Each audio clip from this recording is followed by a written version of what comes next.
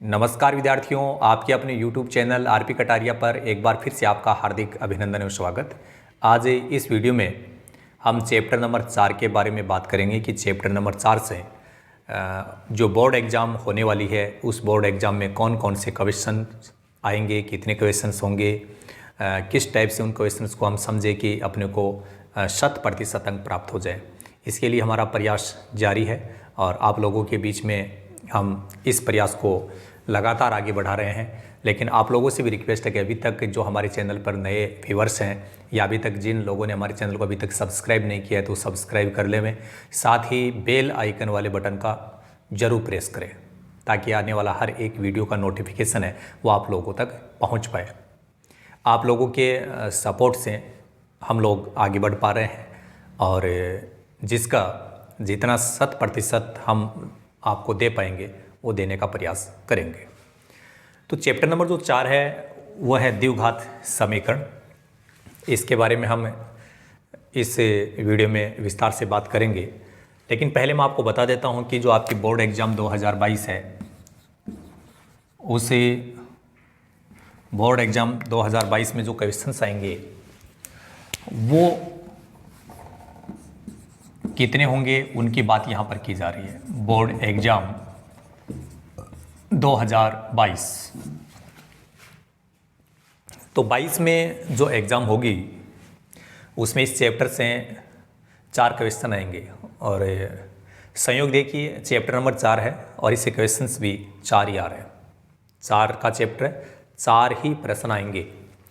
अब ये 4 प्रश्न कैसे कैसे होंगे, इसमें एक प्रश्न तो ऑब्जेक्टिव टाइप का होगा, वस्तुनिष्ठ। अब वो वस्तुनिष्ठ या ऑब्जेक्टिव आप समझ गए होंगे, एक ही बात है। अति लघुत्रात्मक टाइप के प्रश्न होंगे जो 1 या 2 लाइन में या पंक्ति में समाप्त हो जाएंगी, तो वो 2 क्वेश्चन होंगे। वो दोनों क्वेश्चन 1-1 नंबर के होंगे।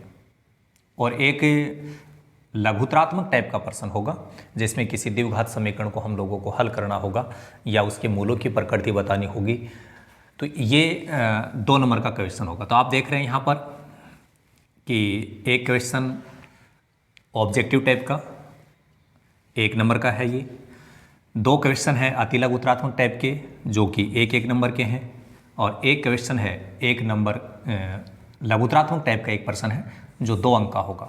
तो यहाँ पर यदि अपन टोटल प्रश्नों की बात करें तो 1 और 2 3 और 1 4 टोटल प्रश्न हमने 4 बताए आपको। और अंक क्या होंगे, ये अंक लिखे गए यहाँ पर 1 2 यहाँ से 3 और 2 5, तो टोटल 5 अंकों का यहाँ से प्रश्न बन कर के आने वाला है। तो वो प्रश्न यदि आप चाहते हैं कि हमारा एक प्रश्न बिल्कुल करेक्ट हो जाए तो उसके लिए हम आपको बहुत ही टेक्निकली बातें बताने वाले हैं।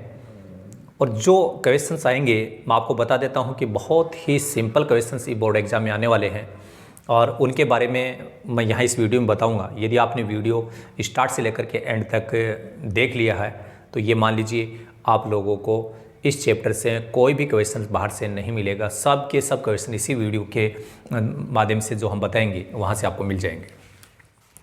तो सबसे पहले हमें थोड़ी सी इस चैप्टर के बारे में चर्चा कर लेते हैं।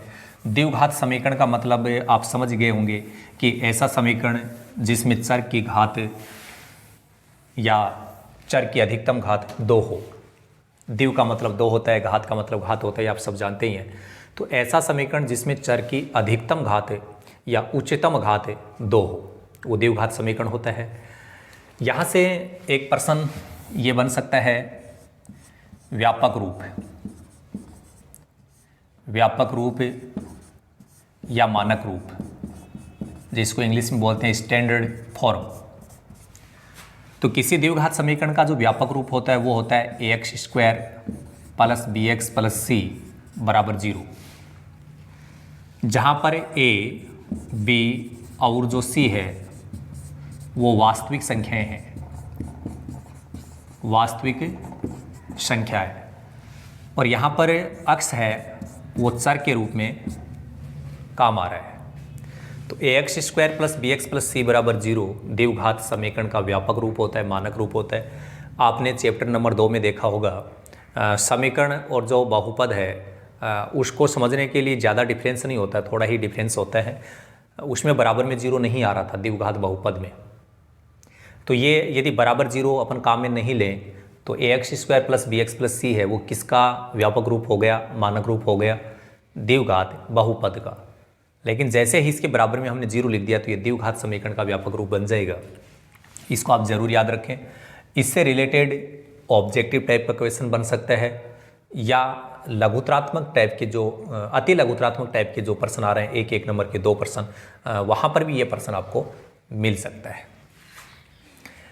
अब हम बात करेंगे कि द्विघात समीकरण जो होता है उसको हल करने के कौन कौन सी विधियाँ हैं, और उनके बारे में यदि आप विस्तार से जानना चाहते हैं तो हम इस चैप्टर के लिए जितने भी क्वेश्चंस और एग्जाम्पल्स हैं उनकी वीडियोज़ कंप्लीट कर चुके हैं और वो वीडियो आपके चैनल पे अपलोड भी हो चुके हैं। तो वो उन वीडियोज़ का जो लिंक है वो इसके डिस्क्रिप्शन बॉक्स में हम उपलब्ध करवा देंगे। तो इस चैप्टर के बारे में विस्तार से जानने के लिए आप वहाँ पर देख सकते हो। अब हम बात करते हैं कि द्विघात समीकरण को हल करने के लिए कितनी विधि होगी, कौन कौन सी विधियाँ हैं। यहाँ से भी क्वेश्चंस बन करके आ सकता है।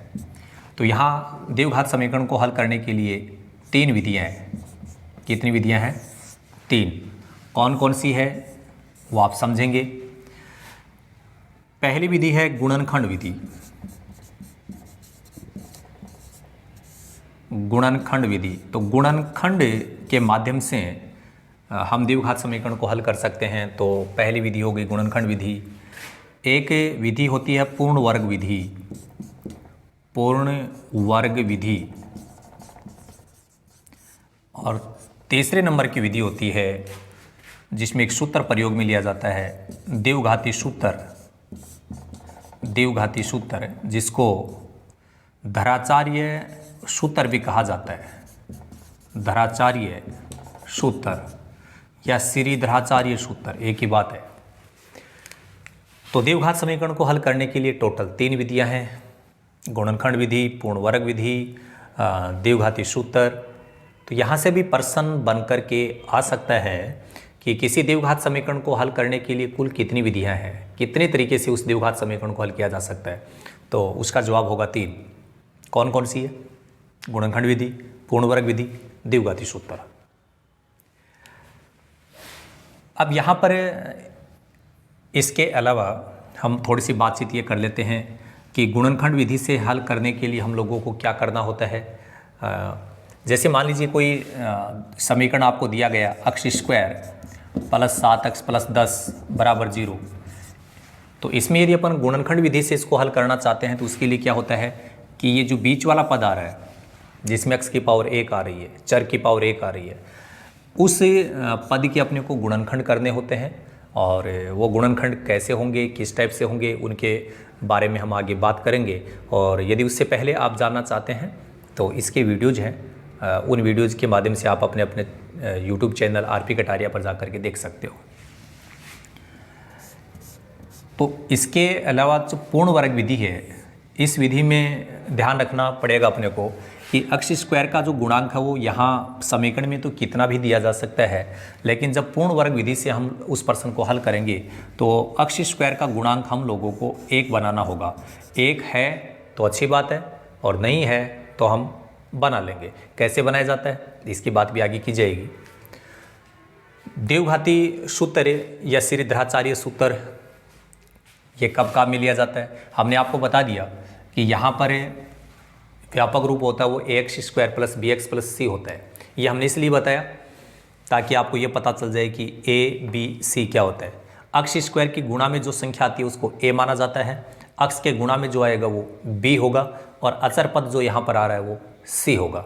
तो a b c की वैल्यू हमारे पास में जब होगी तो वहाँ से अपन यदि इन विधियों से प्रश्न को हल नहीं करना चाहते हैं तो यहाँ द्विघाती सूत्र से उसको अपन हल कर सकते हैं, श्रीधराचार्य सूत्र से हल कर सकते हैं।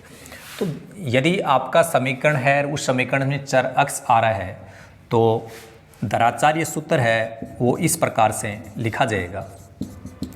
x बराबर, यदि आपका चर x है तो x बराबर, यदि आपका चर y है तो y बराबर लिखा जाएगा minus b plus minus under root b² minus 4ac बटे 2a।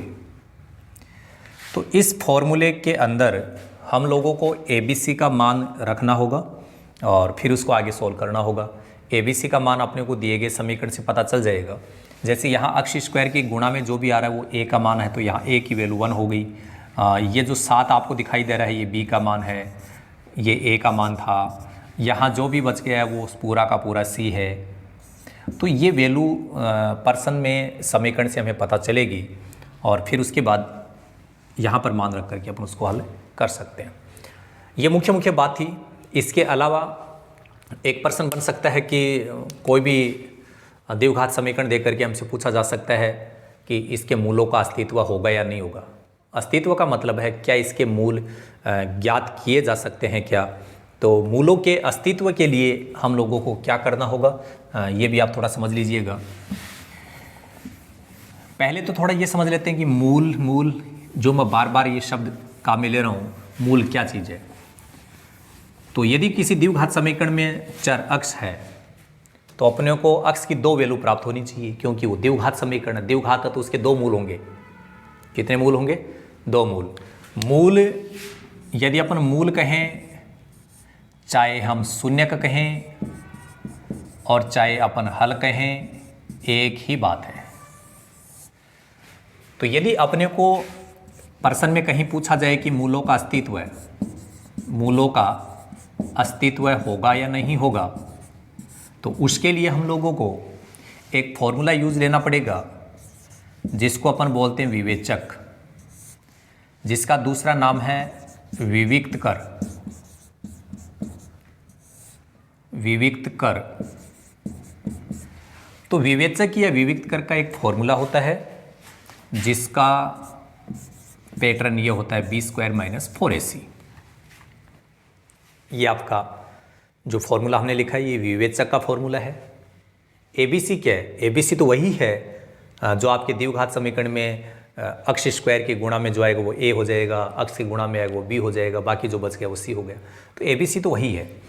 लेकिन मान लीजिए इसको हमने ABC का मान यहाँ रख करके हमने हल कर लिया और हो सकता है कि विवेचक जो है उसको हल करने के बाद में अपना उत्तर जो है वो धनात्मक आ जाए। कैसा आ जाए? धनात्मक।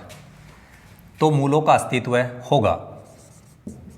तो मूलों का अस्तित्व होगा।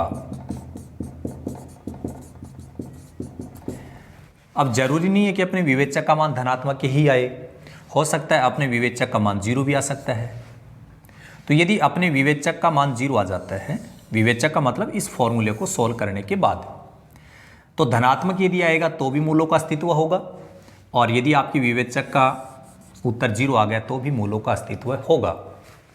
लेकिन यदि विवेचक का उत्तर न तो धनात्मक आ रहा है और न ही 0 आ रहा है, क्योंकि धनात्मक और 0 आ जाएगा तब तो मूलों का अस्तित्व हो जाएगा, लेकिन 0 भी नहीं आया और धनात्मक में नहीं आया तो क्या आ सकता है? ऋणात्मक आ सकता है। यदि आपका रिजल्ट ऋणात्मक आ जाता है तो मूलों का अस्तित्व नहीं होगा। मूलों का अस्तित्व नहीं होगा, ये बात हमको समझनी है। तो एक बार मैं फिर से बात कर लूं कि मूलों के अस्तित्व से रिलेटेड प्रश्न ऑब्जेक्टिव टाइप के प्रश्नों में हो सकता है, अति लघुतरात्मक टाइप के प्रश्नों में मिल सकता है, लेकिन वो प्रश्न हम तभी समझ पाएंगे, तभी हल कर पाएंगे जब अपने को मूलों के अस्तित्व के बारे में जानकारी हो कि मूलों के अस्तित्व की जांच करने के लिए कौन से फॉर्मूले का प्रयोग होगा। विवेचक वाले फॉर्मूले का। विवेचक का फॉर्मूला होता क्या है? b² - 4ac। जैसे ही यहाँ पर हम a, b और c का मान रख करके उसको सोल्व करेंगे तो हमारे पास में 3 स्थितियाँ बनती है। या तो हमारा उत्तर धनात्मक आएगा, या 0 आएगा, या ऋणात्मक आएगा। तो यदि धनात्मक या आ रहा है या 0 आ रहा है तब तो मूलों का अस्तित्व होगा। अस्तित्व का मतलब है उसके मूल ज्ञात किए जा सकते हैं, उसके मूल हम प्राप्त कर सकते हैं। और यदि आपका उत्तर 0 ना करके, धनात्मक ना करके ऋणात्मक आ गया तो मूलों का अस्तित्व नहीं होगा। मूलों का अस्तित्व नहीं होने का मतलब हम उसके मूल ज्ञात नहीं करेंगे, नहीं ज्ञात कर पाएंगे। हालांकि ज्ञात कर सकते हैं लेकिन वो अपने सिलेबस में नहीं है। 10वीं क्लास का जो स्टैंडर्ड का मैटर की यदि अपन बात करें तो उसमें इस कंडीशन के लिए मूलों का अस्तित्व नहीं होता है और इसमें अपन मूल ज्ञात भी नहीं करते हैं यदि ये कंडीशन आ जाती है तो। इसके अलावा कई बार मूलों की प्रकृति हम लोगों से पूछ ली जाती है। मूलों की प्रकृति का मतलब क्या होगा ये भी आप समझ लीजिएगा। मूलों की प्रकृति का मतलब यहाँ दो टाइप से है। कोई समझ रहा है कि मूलों की प्रकृति का मतलब क्या हुआ। इसमें दो बातें देखनी होंगी कि आपके जो मूल होंगे वो वास्तविक होंगे या काल्पनिक। एक तो ये स्थिति बतानी है। और वास्तविक या काल्पनिक है तो वो बराबर होंगे या बराबर नहीं होंगे, समान होंगे या असमान होंगे। तो इस चीज की जो जानकारी है वही है मूलों की प्रकृति। क्या होता है मूलों की प्रकृति?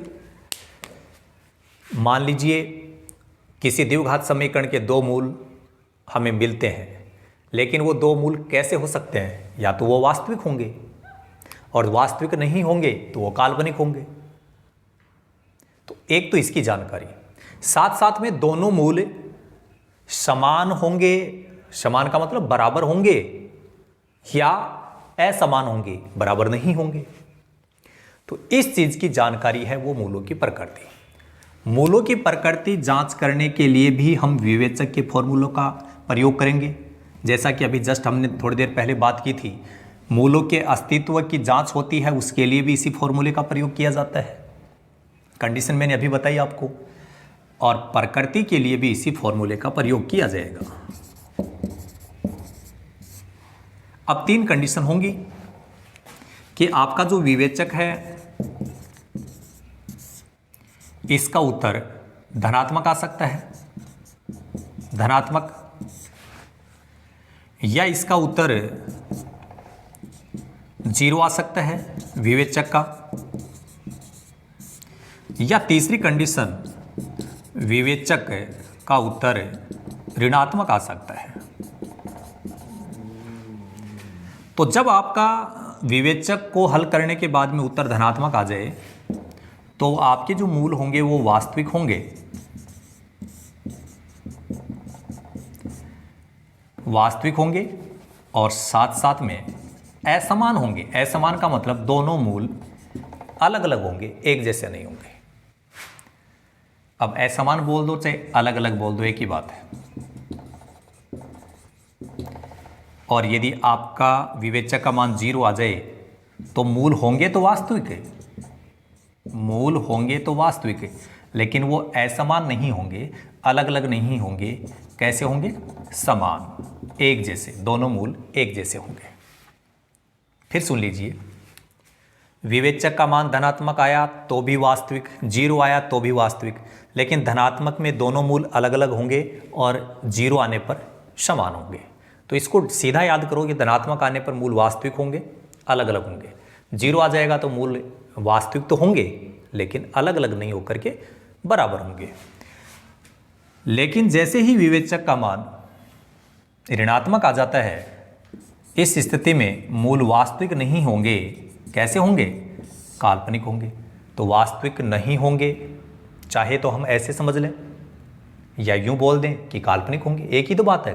वास्तविक नहीं होना इसका मतलब काल्पनिक होना, तो वो काल्पनिक होंगे, साथ साथ में दोनों मूल अलग अलग होंगे, दोनों मूल अलग अलग होंगे।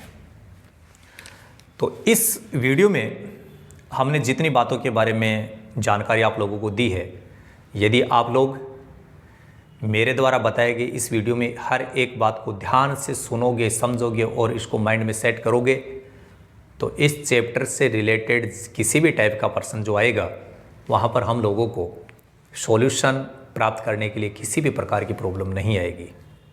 चलिए, इस वीडियो को आप स्टार्ट से लेकर के एंड तक ज़रूर देखेंगे, तभी आप लोगों को इसका फुल बेनिफिट मिल पाएगा।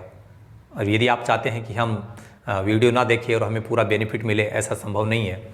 इसलिए वीडियो को लगातार देखें, अंत तक देखें और जो काम की बात आपको लग रही है, काम की तो मैं सभी बात काम की बता रहा हूँ। दूध को जमाने के बाद में दही, दही को मथने के बाद में जो मक्खन आता है, ये हम लोगों ने आपको मक्खन उपलब्ध करवाया है। तो पूरी क्रीम निकाल करके हम लोगों ने आपको इस चैप्टर की बता दी है। तो आप इस वीडियो को, यदि आपको वीडियो अच्छा लगे तो लाइक कीजिएगा, कमेंट कीजिएगा और शेयर भी कर देना। चलिए, इस वीडियो में केवल इतना ही। So thank you so much, all the best, be positive always.